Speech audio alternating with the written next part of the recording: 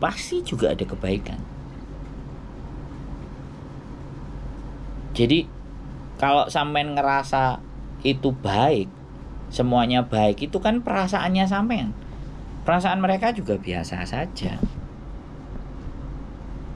Iya kan?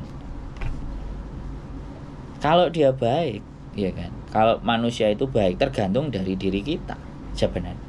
Jadi bukan yang baik itu orang itu, karena kita bisa berbuat sesuatu yang membuat mereka jadi baik ke kita. Makanya kebaikan itu bukan dari orang lain, kebaikan itu dari diri kita sendiri dulu. Dan bagaimana kita bisa baik ke orang lain kalau kita dengan diri kita sendiri aja ndak selesai? Bagaimana menyelesaikan diri kita? Jawab pertanyaan yang pertama. Saya itu jadi manusia, diciptakan untuk apa? Saya diciptakan dan dari mana? Dan nanti saya mau kemana?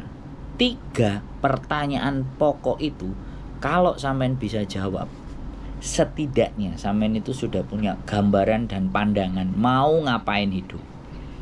Tapi kalau 3 itu baru sampean dengar hari ini dari saya, ya wis. Saya baru dengar dari Mas Andro. Nah, jujur. Makanya,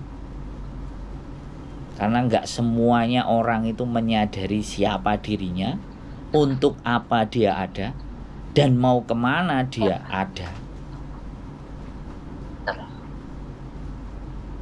Itu udah mendasar. Oke, pertama. Udah plong lah. Nah, pertama sampean tonton channel YouTube Ngaji Filsafat. Kristen kok. Gak apa-apa. Loh, Ngaji Filsafat itu bukan masalah Kristen dan Islam, tapi manusia yang punya gambaran dan visi hidup. Di situ ada. Di mana itu, Mas? Di YouTube juga. Ngaji Filsafat. Dr. Faiz. Itu yang versi asli dia itu biasanya 1,5 jam. Tapi kalau yang versi cuplikan-cuplikan ada 25 menit. Ada di situ bahas tentang bagaimana kebahagiaan, bagaimana kesengsaraan, filosofi kerja keras. Sampean coba dengerin itu dulu. 1, 2, 3, 4. Biar sampean menemukan siapa diri sampean, bagaimana sampean ada sampai di bumi ini, dan besok mau ngapain gitu, dan kemana arah tujuannya. Ngeliatin itu dulu. Itu aja sih, sederhana awalnya. Ya, sampai ketemu di cerita-cerita sampean yang lebih membahagiakan. Ada lagi yang mau ditanyakan? Enggak ada sih, Mas Andro. Soal di Hongkong oke semua. Cukup. Tadi masalah cowok itu aja saya bingung sih. Nggak usah bingung. Buang ke laut. Masih banyak di luar sana yang masih ngantri. Kadang mikir umur sih, Mas. Umurku udah kepala. Yang saya nikahkan, Mbak Susi piro umur? Yang saya nikahkan itu 48 dan dia masih gadis. Di Indonesia dia belum menikah, kerja hanya ingin untuk sukses adik-adiknya. Di 48 dia baru menikah, dan saya yang jadi saksinya. Itu masih 48. Yang umur 53 ada, tanggal 10 bulan September besok. Saya nggak bisa datang soalnya. Saya sudah urus. Berarti dia. Umur nggak jadi masalah ya? Hongkong tidak ada persoalan. Tapi kalau sampai mempersoalkan di Indonesia, ya sudah. Kalau di Hongkong mah sampai nomor 50, 51, 52 nikah aja. Yang nikah beda usianya 32 tahun aja. Ini sudah ancang-ancang. Sudah saya mempersiapkan datanya aja, tinggal dia ngomong, "Mas, oke, siap, saya mau nikah. Tolong ditunjukkan." Nah, jadi yang perempuan itu umurnya 41 kalau nggak 40. Tahun 78 lebih ya, 79 itu berapa berarti? Tambah 3, 44. Yang perempuan umur 44 lahir 79, yang laki-laki 74 tahun. Dia pingin dinikahi hanya karena apa? Aku pingin ada yang nemenin sampai aku mati nanti. Dan ceweknya kenapa mau? Karena dia tersakiti di Indonesia Raya, punya anak 1, bayar utang banyak. Katanya dia kalau nggak salah bulan 11 atau nggak bulan 10 katanya utangnya selesai semua, baru nyari saya lagi untuk minta tolong dinikahkan. Jadi kalau sampean ngomong sama saya punya banyak contoh soal yang bisa dibawa ke pemahamannya sampean.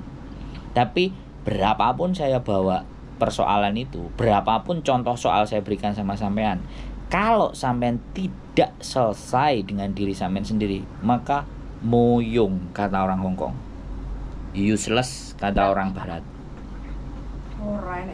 ora enek gunane kejarene wong Jawa. Jadi gitu tuh Mbak. Ya Mas Andro, ini kan aku planningnya setelah aku blokir ini nomor cowok, aku pengen agak deket sama yang di Hongkong ini sih, coba ya sama dia. Ya mungkin jodohku dia atau apa, aku nggak tahu sih. Ya kalau emang jangan terpatok ya, dijalani saja segala sesuatu, dinikmati, enjoy, dan melihat bahwa ternyata dunia itu masih banyak hal yang bisa kita lakukan, bukan hanya untuk A, untuk B, untuk C, bisa dari A sampai ke Z, A sampai ke K, A balik ke A lagi, itu juga bisa. Jadi jangan terpatok, jangan dibatasi jalan berpikir sampean itu hanya hidup itu gini-gini apa gitu-gitu tok. Masih ada yang ono, yang itu, yang anu, yang apa. Ya, jadi jangan orang jadi orang lemah karena traumaan.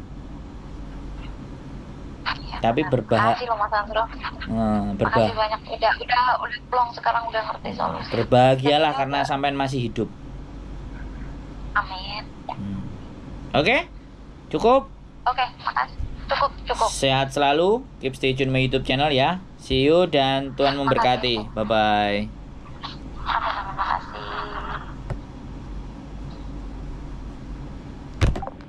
Woi bojoku, Mbok Diana piye iki? Woi. Kesepian intinya. Oke. Pewanas ya iki ku. Kurang healing. Mbok Diana piye? Kurang berjumpa dengan manusia-manusia manusia gila. manusia jenis lumutan di Hongkong. Kurang healing. Oke. Jadi teman-teman semuanya persoalan banyak, tapi ya sudahlah. Itulah kehidupan. Intinya siapapun mau cerita, siapapun mau ngomong, oke, saya akan mendengarkan. Dan satu hal, bahwa tidak ada nikmat yang bisa kita dustakan. Kalau sampai kita mendustakan nikmat itu berarti kitanya yang gak jelas. Keep stay tune with YouTube channel and see you next video. Bye bye.